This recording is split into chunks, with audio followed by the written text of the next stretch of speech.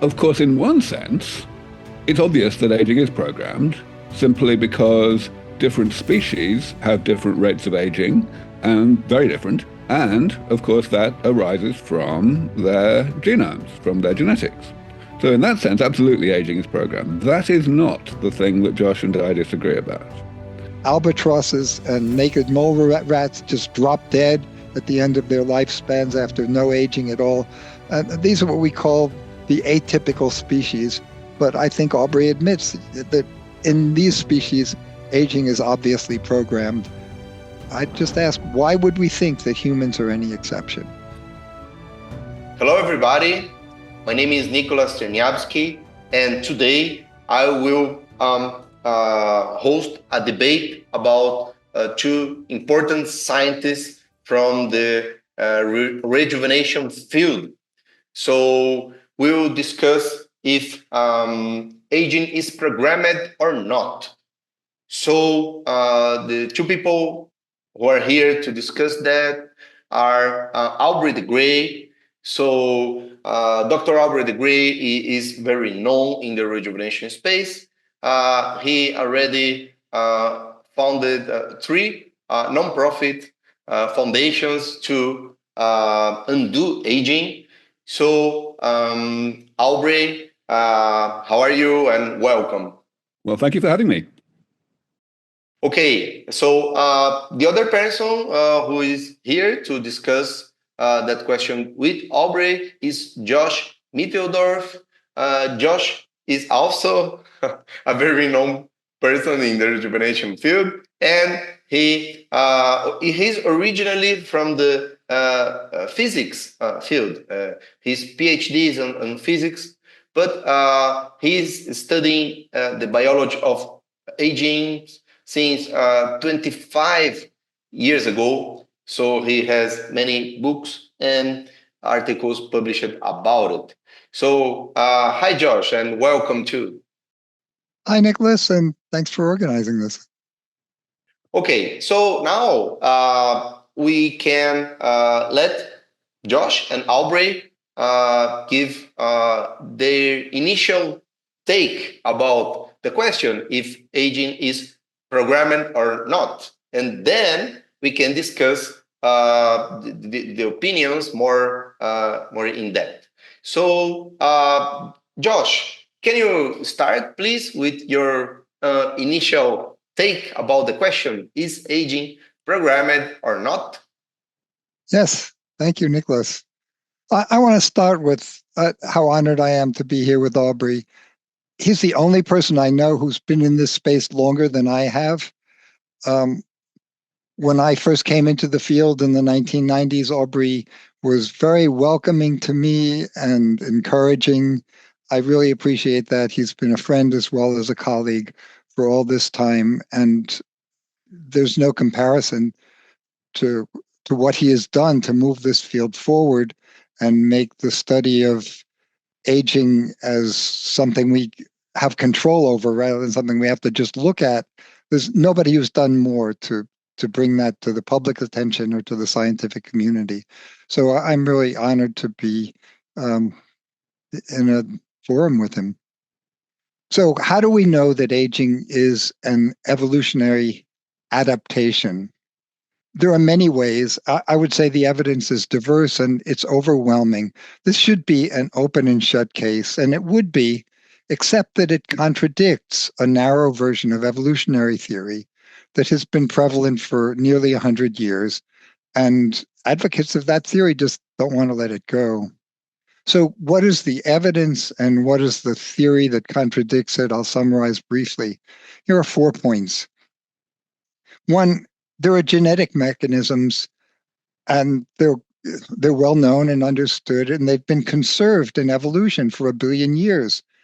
Natural selection doesn't put up with anything and conserve it for that long unless there's a purpose to it. The best example is insulin. Long before insulin was adapted for use regulating blood sugar, insulin was a lifespan regulating hormone. Insulin regulates lifespan in yeast cells, in lab worms that have no blood at all, of course. And it's a conserved signal mechanism for regulating lifespan. In fact, it shortens lifespan when it's expressed in humans, and it shortens lifespan in worms and in yeast cells. So the fact that there's a conserved genetic mechanism is a certain indication of an adaptation. Hormesis is actually the thing that drew me into the field when I realized that animals live longer when they're exposed to hardship than if they weren't exposed to hardship. Think about that. How could that possibly be? What is it that the animal is able to do? The canonical example is starvation. Animals, when they're starved, nearly to the brink of death, live much longer than if they're not starved. So I'd say there's nothing that the body could do if it's severely energy deprived that it couldn't do if it wanted to do when there was plenty to eat. So this in itself is a proof that animals don't want to live as long as physically possible. They're not evolved to live as long as possible. They're evolved to have some slack so that they can lengthen their lifespans when they're under duress for reasons that I'll say have to do with the ecology and the stability of the population. But that's for later. It's a detail. The third piece of evidence is that if lifespan were maximized by natural selection, if natural selection was just trying to make us live as long as possible, then we would find that the wild type is the type with the longest lifespan. But we don't find that. Instead, we find it's really easy to breed for longer life or to genetically modify lab animals and make them live longer. Often we can just remove or deactivate a single gene and the animal lives a lot longer. So what do you call that gene if you remove the gene and the animal lives longer? I call it an aging gene. And the fourth point is additive genetic variants. And this is a good deal more technical. There's a genetic signature for an adaptation that differentiates it from an inherited quality that doesn't have adaptive value. It's called low additive genetic variance. It's a property of an individual trait that it's really easy to measure in a population. But the mortality curve is not an individual trait. It takes a population to measure a mortality curve. And Dan Promislow, who's a prominent researcher, when he was a young student at University of Minnesota 30 years ago, he did a heroic experiment with hundreds of different inbred strains of fruit flies, what he needed to do to measure the additive genetic variance of life expectancy. And he published the unequivocal result in 1995, affirming that aging is selected. It's not just something that happens. It's under affirmative natural selection. So those are the four big points I would put out at the beginning. And I promise, so why is this not obvious to everybody? Well, it's because it contradicts the selfish gene theory, the version of Darwinism that's become popular in the last 100 years. I call it neo-Darwinism. Sometimes if I'm in a bad mood, I'll call it Darwin in a straitjacket. It's a narrow mathematical version of how evolution works that reached its peak of popularity around 1975. But unfortunately, it has toxic legacy that still lingers. And this dogma that evolution only cares about individuals and there's no such thing as the fitness of a group, it's really toxic, and there are still people who believe it. So try telling that to a pack of wolves or a beehive, or tell it to the thousands of bacteria species in my gut that are all working together and cooperating not only with each other, but with me. For 40 years, anybody who used the term group selection was ridiculed, and their manuscripts were sent back to them by the journal with big red marks that says, you don't know what you're talking about. Well, we're long past time when we need the mathematicians to digest a strong dose of biological reality. And then we wouldn't have any resistance to the idea that aging is a group-selected adaptation. Okay, Josh, thanks for your initial take on the subject. Aubrey, what is your initial take on this subject? I mean, is aging programmed or not? So I take the mainstream majority view that aging is not programmed, but I do it in a considerably more, I would say, sophisticated way than most of the field. And that's why I guess I think it's worthwhile to have debates like this with I would say, the foremost thinker of the programmed aging community, Josh, simply because the issues are more subtle than they are often projected to be. So I want to start by emphasizing, especially since most people who are going to be watching this will be very new to the concept, to the topic we're discussing. I want to start by emphasizing the things that Josh and I absolutely do agree about, so as to focus the conversation on things that we may not agree about. The first thing is we have to define what programmed aging actually means, what the definition of the term is. And of course, in one sense, it's obvious that aging is programmed simply because different species have different rates of aging, and very different. And of course, that arises from their genomes, from their genetics. So in that sense, absolutely aging is programmed. That is not the thing that Josh and I disagree about. The thing that Josh and I disagree about is whether there exist genes in the genomes of all or most organisms, certainly including humans, whose selected function is to make us age more quickly than we would if those genes were not there. In other words, evolution has chosen to create and maintain those genes over evolutionary time in order to make us get sick from progressive chronic conditions at a younger age than we otherwise would. That's what the programmed aging hypothesis says. There are various flavors of it in terms of why we do this or how those genes are selected and so on. But the generic idea of programmed aging is what I just said, that there exist genes whose selected function is for this, such that if those genes were removed, then we would age, we would live longer, and there would be no overwhelming, side effects of doing so that would outweigh that. The second thing that we agree about is the last part of what I just said, the side effects.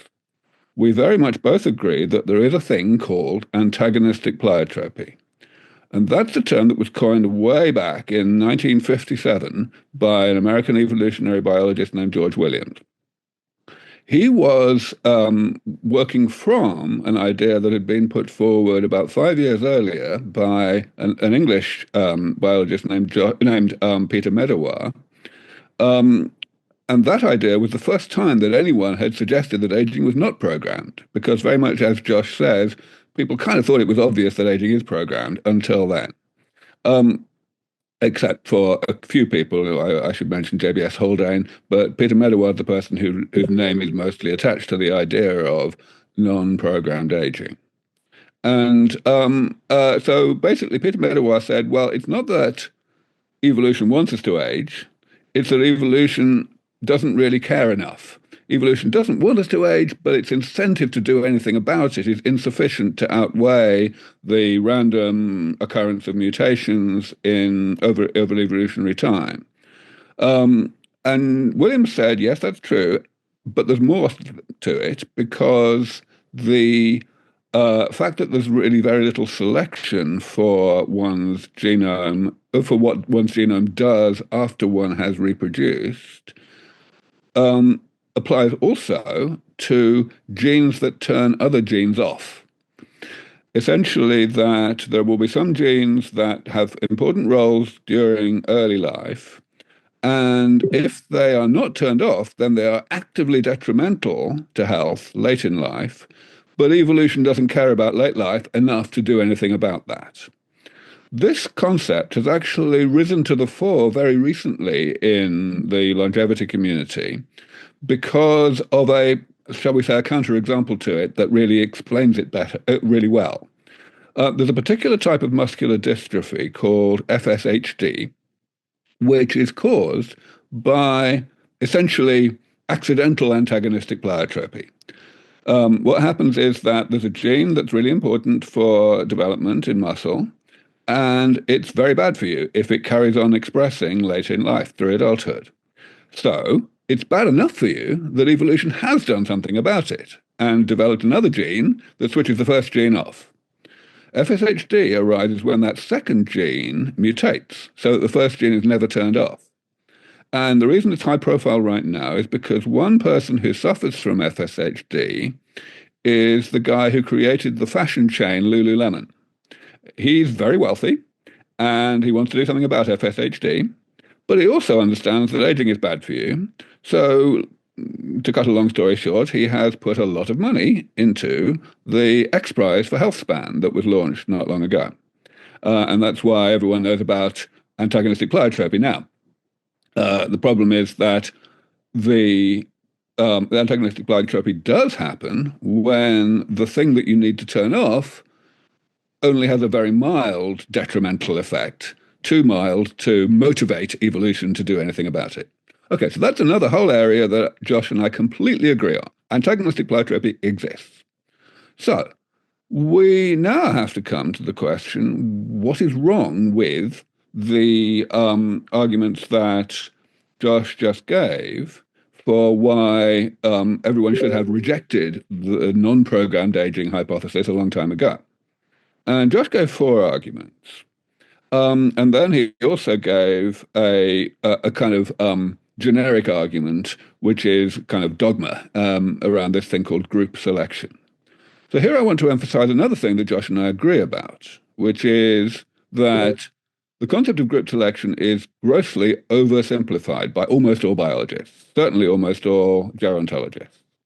And in fact, the argument is very, very weak. The argument that programmed aging can't be true because group selection can't be true is very weak, if it exists at all, because it ignores perfectly legitimate concept in evolutionary biology, in particular the concept of multi-level selection.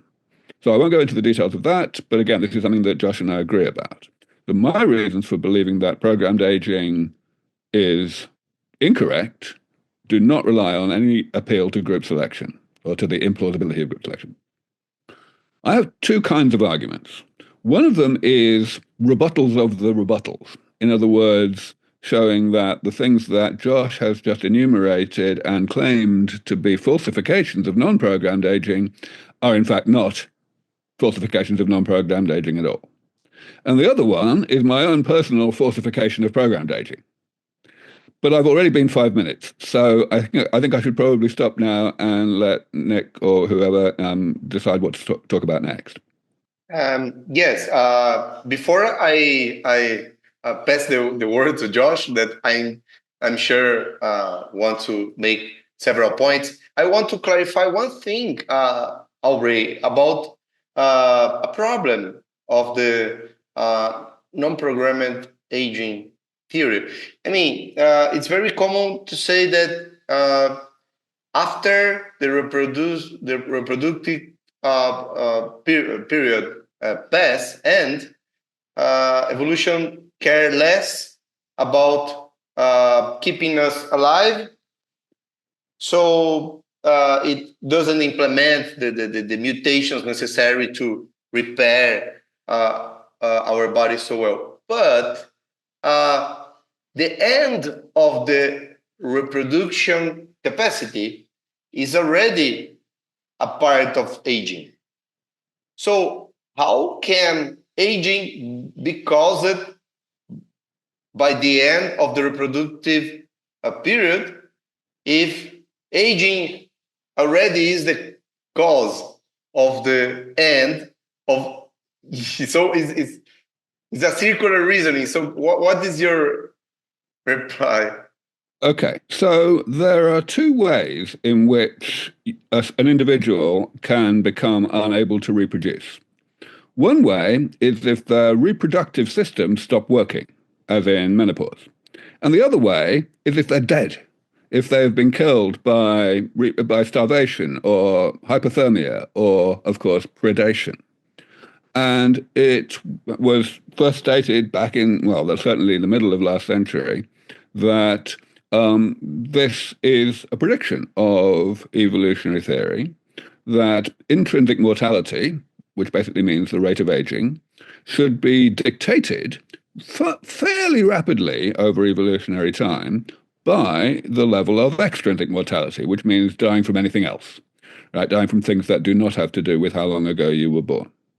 All right. So essentially, when the thing that you're describing is circular comes in two parts. Number one is that the selective pressure to not age decreases with time, not because of an inherent, failure to reproduce, inability to reproduce, but rather because there just aren't enough animals around anymore. They've been eaten, and so on.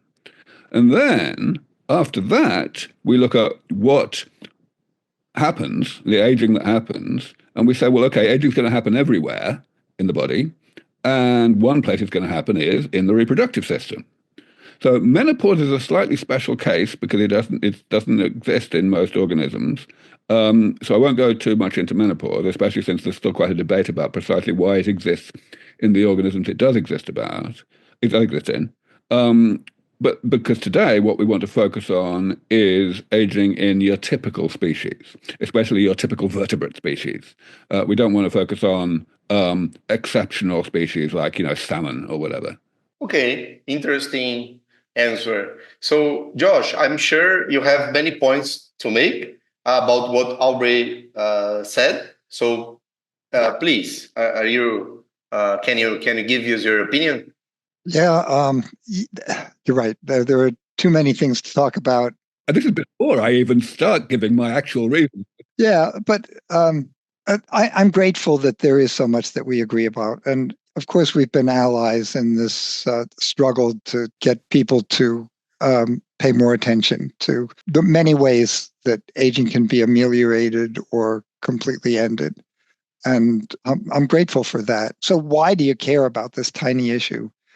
To me, there are two basic approaches to anti-aging. They are, well, evolution has already done everything it can do to try to keep us young as long as possible. So it's our job to engineer negligible senescence. It's our job to engineer what evolution has been unable to engineer. And I think I don't want to put words in your mouth, but I think that's been Aubrey's approach. And my approach is, no, the body knows how to be young. It knows how to be old. It's just a matter of signaling. If you change the signaling in an old organism to make it think that it's a young organism, then the organism does its work for you. You don't have to do all this repair. All you have to do is change the signaling environment, and you can make a young animal into an old animal. And I submit that all the progress that's been made in anti-aging science in the last 20 years has been in this second category of changing the signaling environment, and almost none has been in repairing things to overcome deficiencies that the body just isn't able to repair. So if there's a point to settling this argument, I'd say the point is, are we going to focus our research on signaling approaches or on engineering approaches? I have lots more to say. You want to work with this for a while? I'd like to, because I think this is a very important topic. And actually, it highlights another thing that I believe that Josh and I agree about, which is that aging is driven by the progressive changes in the molecular and cellular structure of the body that I call damage, that the body is set up to tolerate a certain amount of, but only a certain amount, so eventually function starts to be impaired. The difference between us is the issue of how that damage accumulates, whether the damage accumulates in spite of the genes that we have, or whether the rate at which it accumulates is, to some extent, because of the genes we have. Now, stating that in terms of signaling is a fine way of saying it. But where I would very much disagree with Josh is the idea that we have actually made any progress in the past 20 years, or indeed the past 50 years. The example of the mouse, which is, of course, the mammal that is used the most in longevity research, is rather stark. We can currently, if we take, for example, mice that are already in middle age, so what that means in actual numbers is basically mice that are about 1.5 years old and would on average live to about 2.5.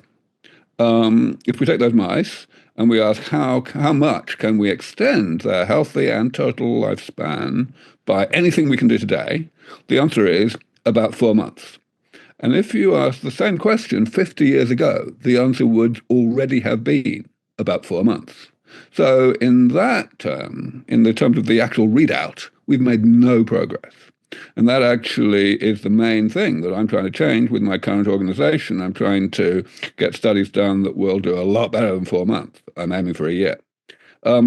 So yeah, I would say absolutely, we found out a lot about the signaling pathways in aging, but we haven't actually made any progress. And I believe that the reason for that is because we've been focusing incorrectly on some of the things that Josh mentioned earlier in his list of reasons why it's obvious that aging is programmed. So perhaps I should spend 1 minute on that. So Josh listed 4 things, but I think really 2 of them are pretty much overlapping. The ones about conserved pathways to do with insulin and growth hormone and so on, and the one to do with life-extending genetic modifications. Because what we actually see is that overwhelmingly the life-extending genetic modifications cause the same changes in gene expression and metabolic priorities, shall we say, that starvation does. That things caused by environmental manipulations does. If you look in mice or in any mammal or any vertebrate, that's pretty much true. Even if you look further down the evolutionary ladder at, for example, nematode worms, you see there's hundreds of genetic modifications that extend life, but the ones that extend life the most are, again, the ones that manipulate insulin and IGF and such like. So I believe that those are really the same thing. And then we have to ask, okay, what's my response to that? And I say it's straight up antagonistic pleiotropy. It doesn't need any other explanation because growth is, on the one hand, good for evolutionary fitness. The faster you grow, the sooner you become an adult, able to reproduce, and therefore to pass on your genes before you get eaten. But it's also bad for aging because the faster you grow, the less chance you have to do error correction, whether that's at the DNA level or at the level of other types of damage that the body does know how to repair at first, but which then mature into types that the body does not know how to repair. That's an antagonistic pleiotropy explanation for everything that comes under items 1 and 3 in what Josh said. I'm now going to talk briefly about item 2, hormesis. This is a very important area of aging, but again, it's not surprising. It doesn't say anything's programmed in aging. It just says that the body is set up to adapt to some changes in its environment. And indeed, I use the case of the adaptive immune system as a particularly stark example of hormesis, even though it's never actually cited as an example of hormesis. When you get an infection, the immune system remembers the infection. And if you get the same infection a second time, it responds much faster. So in other words, the body is better able to defend itself against an important cause of death than it was before it first saw that important cause of death. And all things that are actually called hormesis are just the same. They say when you have a transient challenge that makes life hard, you respond to it. If you know how to respond to it at all, you maintain that response thereafter so that you can respond faster and better the next time. Because anything that happens once is more likely to happen again than things that have not happened once. Aubrey, one thing before I pass the word to Josh, I would like to say that you maintain these 2 visions of aging for many years. but in science, we have research, continuing research, and new things are discovered, experiments done, and theories proved or unproved. So I would like to ask you now, 2024. I mean, I would like to ask both of you, if you talk about the science that is being made today, December 2024. What experiments, what discoveries, current discoveries, current articles can you mention? Which new facts can you mention to support your vision of aging being programmed or not? So I would like to start with Josh, because Aubrey talked for the last time. So Josh, based on the current science, which new facts can support your vision of programmed aging? You're familiar with it, and I'm sure Aubrey is familiar with it too, but most of our listeners might not be. This is the work of Harold Katcher, who I think has offered us a breakthrough with extracting exosomes from the blood of young animals and giving them to old animals and seeing real rejuvenation in every aspect of the way the animals look, act younger and act younger. And to some extent, they live longer. The longest lived ones are actually living dramatically longer.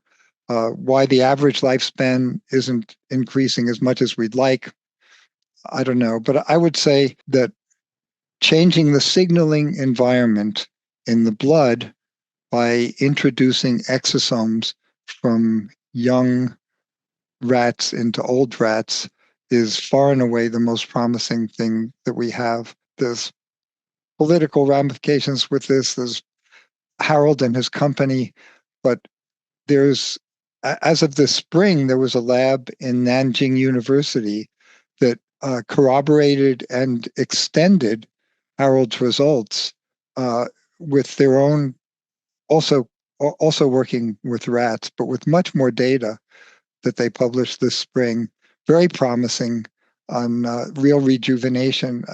I think what they're doing there is the most promising thing that we have. And yes, it's based completely on altering the signaling environment in the blood. So, Aubrey, what is your take about the latest discoveries and papers that can reinforce your vision about programmed or non-programmed aging? I certainly am excited by the discovery that Harold, or the people that worked with Harold, have made. And I'm more excited now than I was at first, largely because of the work that you, Nicolás, have done, or have spearheaded to reproduce certain aspects of that work. However, I don't think it bears at all on the question of programmed versus non-programmed aging. And in fact, I would go further. I would say that to answer your original question, Nicolás, there's nothing at all that has come out in the literature from the community over the past 20 or more years that influences the question in the slightest. The the discoveries that have been made are every bit as compatible with non-programmed aging as they are with programmed aging. The thing that we therefore need to figure out is where to prioritize our efforts so as to bring about the defeat of aging as soon as possible, to postpone aging as much as possible in humans. And honestly, the real question comes down to this. It says, well, okay, if aging is not programmed, then we've basically just got to go and do damage repair. Whereas, if aging is programmed, we could still do damage repair. It would work, but it might end up being easier, and therefore quicker, to mess around with signaling. And I have just pointed out that messing around with signaling has so far failed to increase lifespan beyond what we could do 50 years ago, which is a bit of a wake-up call. But it's worse than that. Something that Josh has pointed out, and this is often swept under the carpet by people who talk about programmed aging, is that in order for programmed aging to survive, assuming that it exists at all, to survive over evolutionary time, it has to be very redundant. It has to be robust against cheating. Because if there's, for example, just one gene or one pathway that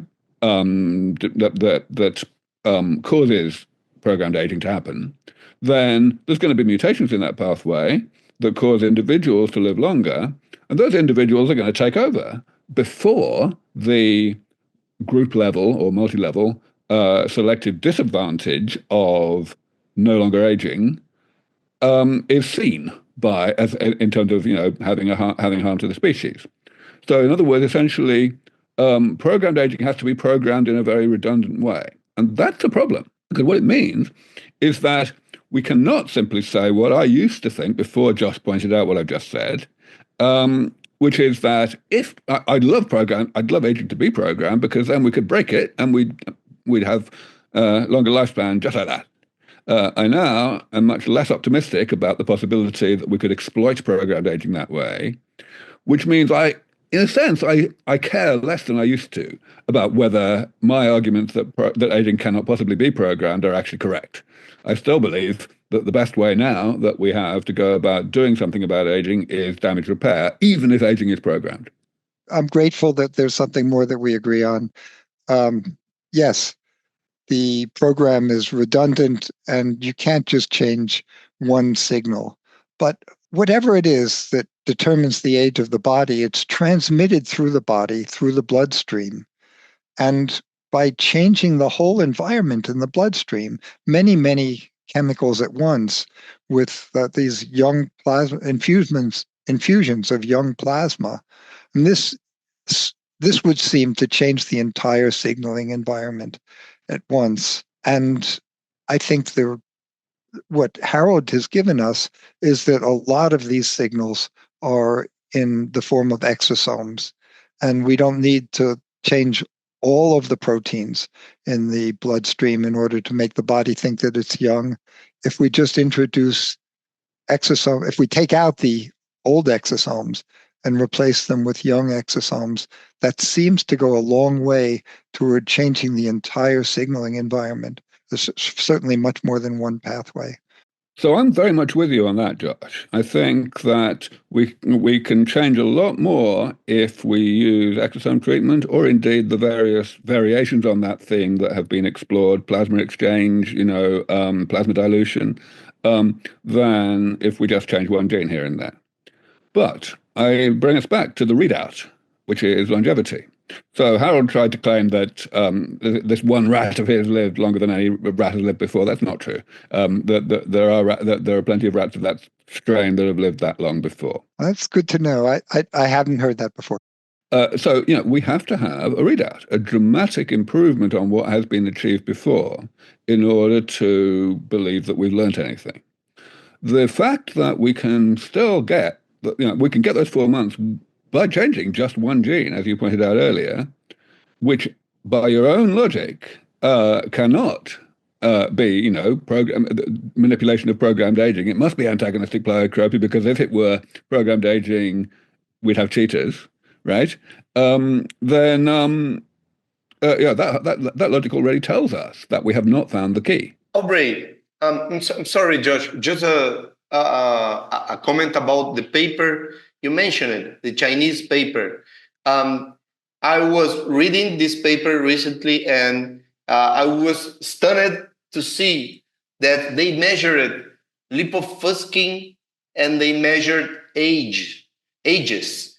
So those are two basic damages that Aubrey described. They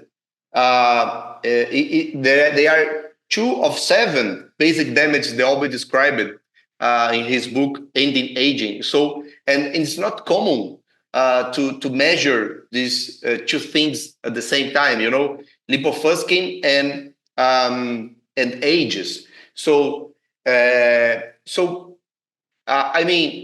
even for Aubrey measurements of aging, this Chinese paper with the use of young exosomes was able to repair, the basic damages that Aubrey himself has described. It. I just wanted to make this comment because I was very surprised to see in that paper that they were so complete in the measurement. So I'm sorry, Josh, you were starting to say something. Let me just dive in for a moment, Nicholas. So you're quite right to highlight this. It's very important that people should make measurements of this kind more often, and especially to do them in the same animals in the same study at the same time. I have not studied exactly what the Chinese group did in respect of measuring those things. And when I do study it, I will be looking out for for one very important thing, namely what kind of assay they used. For example, a lot of people will look for both of those things by looking at fluorescence, because certain types of lipofuscin and certain types of advanced glycation end product are fluorescent. But you can easily be misled by that. The most important ones are not fluorescent in many cases, and also the tissues in which you study them may be the wrong tissues. You have to make sure that you're studying them in tissues that do not have much turnover. If you study them only in the skin, for example, you will be misled.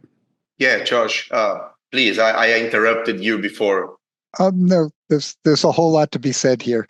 I want to go back to talk about a few things to clarify areas where we agree and where we disagree. Antagonistic pleiotropy, are there genes that cause aging? At one time I was writing that, and I no longer think that. I think it's about epigenetics. It's about which genes are turned on and when. So for background, we have the same genes throughout our lifetime, but the body is very skilled at turning on the genes in the places where they're needed at the times when they're needed and turning them off when they're not needed. I like to say that 2% of our DNA is genes, and the other 98% is devoted to regulating when the gene is turned on and when the gene is turned off. So I would say that aging is an epigenetic program, not a genetic program. Yeah, so let me talk about that, because epigenetics is, of course, a big deal right now. I will only give a very brief response to that. Okay. Not to disrupt your thought too much. I'm happy with what you just said. I think that we absolutely need to think in terms of epigenetics, but we must remember that the gene expression of any gene is determined by transcription factors, by other genes. It's a network. And so I'm happy to modify my way of saying things to say something like, are there genes whose pattern of expression as a function of age is selected in order to make us get sick sooner than we otherwise would? I would be happy with that, as opposed to simply genes whose existence at all is predominantly selected. So that's a subtlety, but I think it covers what you said. Yeah, so there's a lot more that we agree on here. That's good. I would say that all of the mechanisms of aging are not just mechanisms of aging, but they're mechanisms of self-defense that are co-opted and misused late in life, so self-destruction. I'll raise two examples here that are maybe the obvious ones. Inflammation is absolutely needed. We need the inflammation as a first defense against microbes and as a way to destroy tissues that are damaged and no longer needed. We need inflammation. We can't do without it. But we know that inflammation becomes general late in life. It's destroying healthy tissue. And the inflammation state of the body is the primary risk factor for all three big diseases of aging: cancer, heart disease, and Alzheimer's dementia. They're all influenced by the rate of inflammation. So I would say that inflammation is a really good example of a mechanism that, yes, it was evolved for another purpose, but it is repurposed to kill us late in life. And the body has complete control over that. Apoptosis is another example. Of course, we need apoptosis. This is cell suicide. And when a cell is getting in the way of the body, it's no longer needed, or if it's become infected or it's cancerous, we need that cell to commit suicide, to fall on its sword, to get out of the way so that the rest of the body can go along with its business.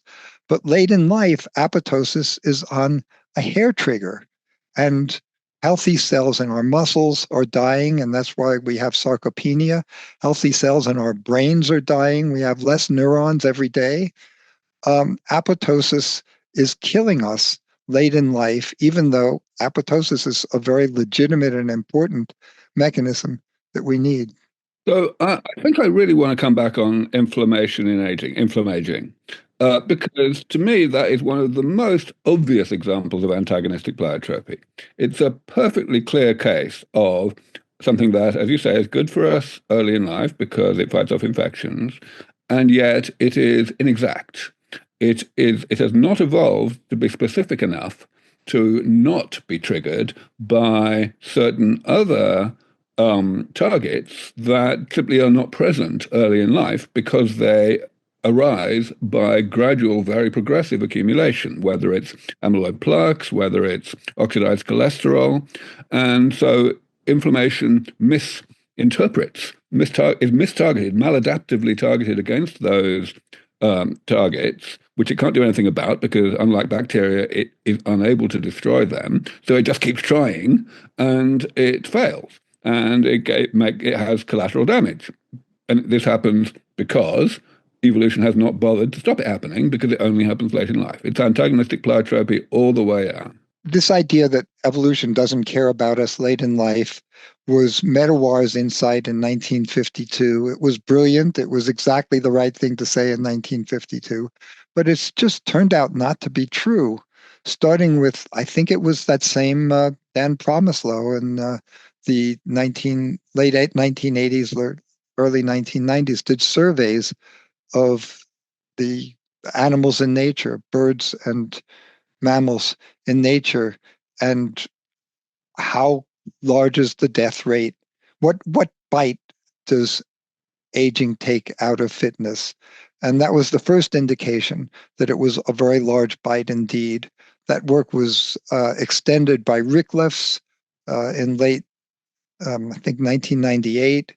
It was made very specific by Bonduriansky, who did this heroic study where he went out in Canada and he labeled individual antler flies and captured them after weeks later to see how many of them had died, measured their ages.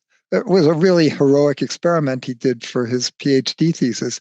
And again, it reinforced the idea that aging takes a big bite out of fitness. It's not something that just happens late in life after we're done reproducing, and evolution doesn't care anything about it. But the thing that really put a nail in this and made it impossible to deny was a study that came out of Vaupell's group in 2014. The first author is Jones, and it was published in Nature, about the varieties of life trajectories in nature. And it's just dozens and dozens of examples of every kind of trajectory you can imagine. Some animals that have increase in their fitness, increase their resistance to death, and increase their fertility through their entire lifespan. Other animals that seem to not age at all, their fertility and mortality are absolutely constant through the lifespan. There are animals like the albatross and the naked mole rat that just go through life, no aging at all. They're just as healthy as they were. And then they suddenly drop dead at a characteristic age. There's every imaginable combination of aging and non-aging and backwards aging, animals that become more resistant to death. So the idea that, well, evolution has tried to do this, but just hasn't been able to do it, it doesn't hold any water with me. Evolution can do whatever it wants with aging. Right. So let me answer those things. Remember, I'm not saying that evolution can't do whatever it wants. I mean, maybe there are some limits, but certainly that is not the basis of my argument. I'm basically saying, for sake of argument, evolution can do whatever it wants. It's just that it wants some things more than others. The cases you just brought up are very important. So the work of Ricklefs in particular was very, very poorly understood. In fact, I think he perhaps didn't even understand the meaning of his own study. But the fact is, yes, absolutely, Medawar was oversimplistic in saying that aging in the wild is negligible.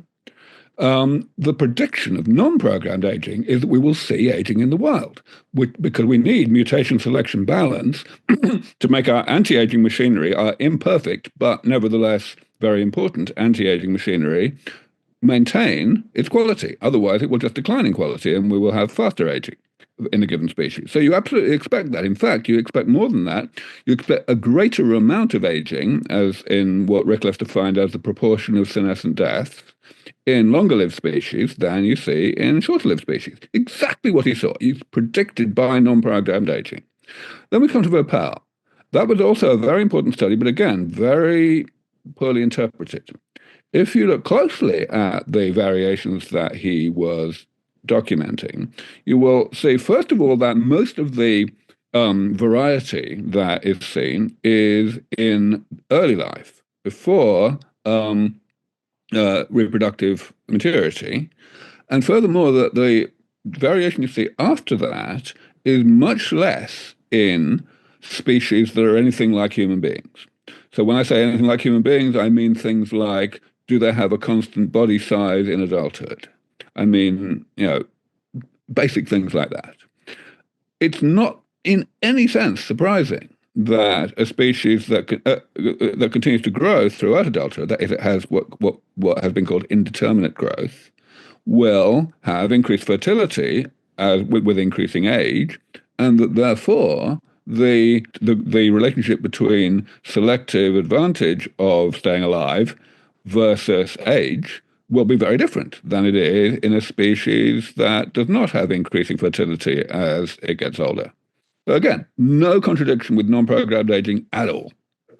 We are approaching the time we have to make this debate. So I would like to ask Josh and Aubrey to make the final considerations in, let's say, 1 minute each. So if it's possible to answer what was said today. So Josh, can you, after this debate, taking in account everything that was told, what are your final considerations about the question if, is aging programmed or not? And not only that, and how that influences what we can do now to undo aging. I'll be a whole lot less ambitious than that and just try to give one more theme. I think we agree that there are many species in which aging is programmed. Octopuses, their mouths seal shut so they can't eat after they lay their eggs. Elephants grow 6 sets of teeth, and because their teeth are in heavy use by chewing these woody stems. And then when the 6th set of teeth wears out, they don't grow a 7th set of teeth and they starve to death. Salmon are obviously subject to programmed aging. Albatrosses and naked mole rats just drop dead at the end of their lifespans after no aging at all. These are what we call the atypical species. But I think Aubrey admits that in these species, aging is obviously programmed. I just ask, why would we think that humans are any exception? So I certainly do not admit that those species are obviously programmed. Not at all. I agree very much that salmon aging, or let's say salmon mortality, is obviously programmed. But in all other cases, I believe that the situation is exactly the same as it is in your typical vertebrate species, that these are species in which we see declining force of natural selection. I don't think the 6 generations of teeth in elephants is any different than the 2 generations of teeth in humans. I think that we just simply haven't found the mortality rate doubling time in naked mole rats. that, yes, they are exceptionally good at not aging, given how small they are, but they have some advantages, in particular that they're not really homeotherms in the way that most vertebrates are. Things like that.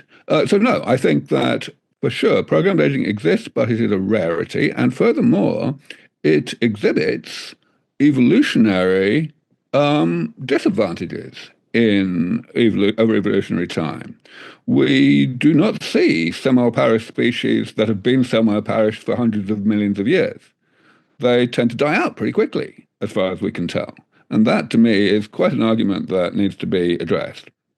Okay, so I believe that this subject could be discussed for many hours, but I believe that our viewers can use this conversation to start to thinking about that. I know that you could talk for many hours about that, but I think this is a long conversation that needs to be, as a field for the rejuvenation field. So thank you very much, Aubrey and Josh, and I hope that we can meet other times to discuss this subject. Absolutely. Thank you so much again, Nicolás. Thanks for putting this together. I'm very happy with the ideas that have come out here, and I think it was productive, and hope that it's a seed for further further conversations. Okay, so thank you very much.